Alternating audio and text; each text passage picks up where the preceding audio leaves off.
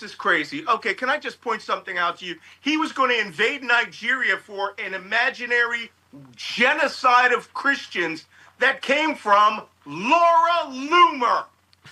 That's where this started. I'm not joking. Wait, she's a new Pentagon reporter. Every candidate Trump endorsed lost, right? And he just tweeted, Trump wasn't on the ballot, and the shutdown were the two reasons Republicans lost. He doesn't seem to get that. Yes, they're blaming you and the Republicans as they should for the shutdown, right? I mean, I love that they still don't seem to get it, right? Look, it's not a question of getting it anymore. I've mentioned this before. They do not govern. They do not care of you or anyone who's under them as a constituent. They are ruling.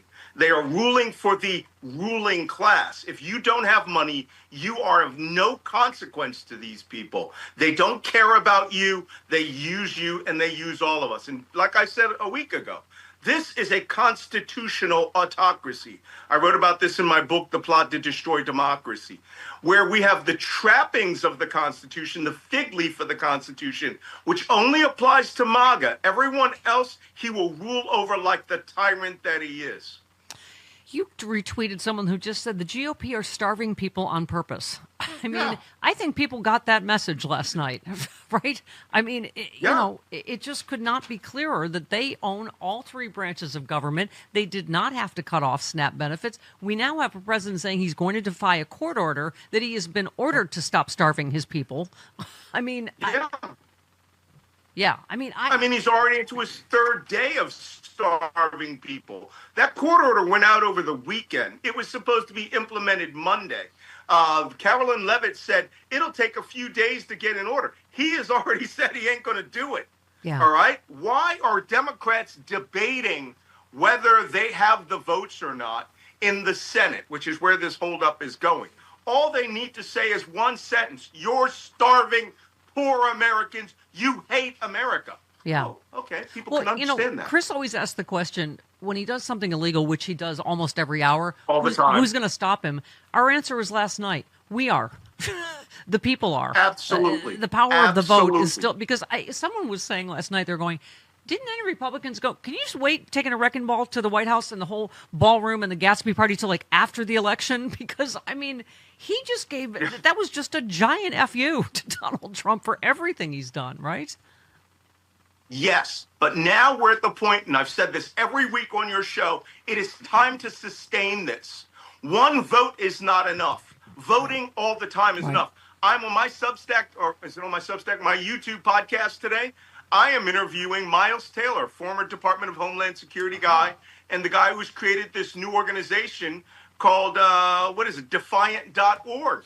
Yeah. And I'm going in guns a-blazing, and we're going to talk about, what I call contact, which is a Congress of the New American Crisis, which is we go and we write our Project 2027, not 2029, 2027, and we take this energy and we mobilize and organize to put out what we believe and who we are, and now we can back it up next year when we obliterate the Republicans in 40 seats. It's so funny. I used the word yesterday, catastrophic, that this administration has been nothing short of catastrophic. And the piece you just wrote this morning, Trump's national security catastrophe.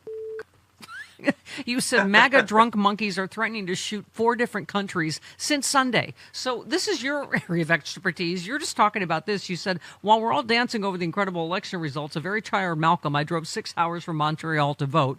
Good for you, sir. Has to share the 4 outrageous war threats given by Trump and Hegseth in just the last 48 hours. They're literally playing the incompetent mobster characters Muggsy and Rocky from Bugs Bunny. Anyone Trump doesn't like gets the threat of U.S. military action. Warning from Hegseth. Mexico, Venezuela, Nigeria, Iraq. Who's next? I mean, it is, right? I'm going to start shooting off nukes. I'm going to bomb Venezuela. I think Nigeria. I mean...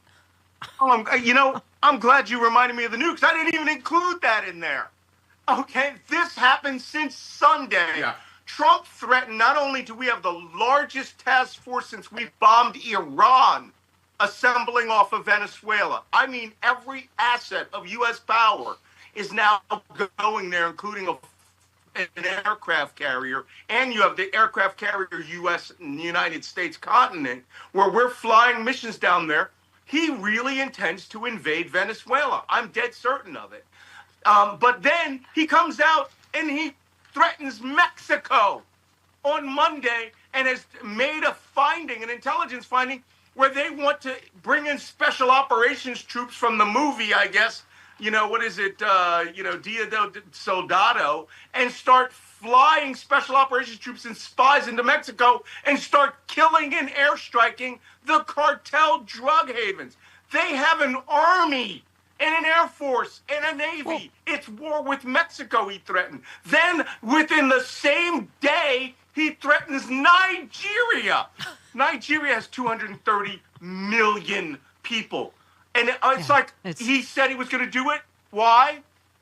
To save the Christians of Nigeria. Yeah. 50% of that population is Christian, 50% is Muslim.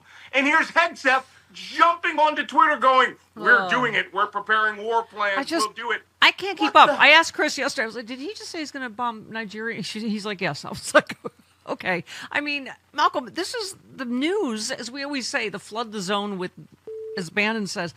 To your point about Trump's summary killing of dozens aboard boats appear based on a massive fentanyl lie. Trump's justification for similarly killing alleged drug smugglers rather than arrest, try, and convict them in court appears to be based on a massive lie that they were in the process of bringing fentanyl. He said, you can see it. The boats get hit. You see that fentanyl all over the ocean. It's like floating in bags. It's all over the place. Every boat we knock out, we save 25,000 American lives. U.S. intelligence confirmed this vessel was loaded up with mostly fentanyl.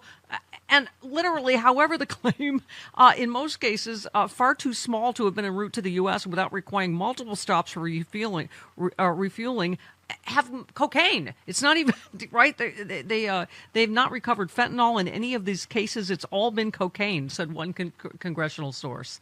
This is crazy. Okay, can I just point something out to you? He was going to invade Nigeria for an imaginary genocide of Christians that came from Laura Loomer. That's where this started. I'm not joking. Wait, she's a new Pentagon reporter. She's the new. Yeah, well, get this.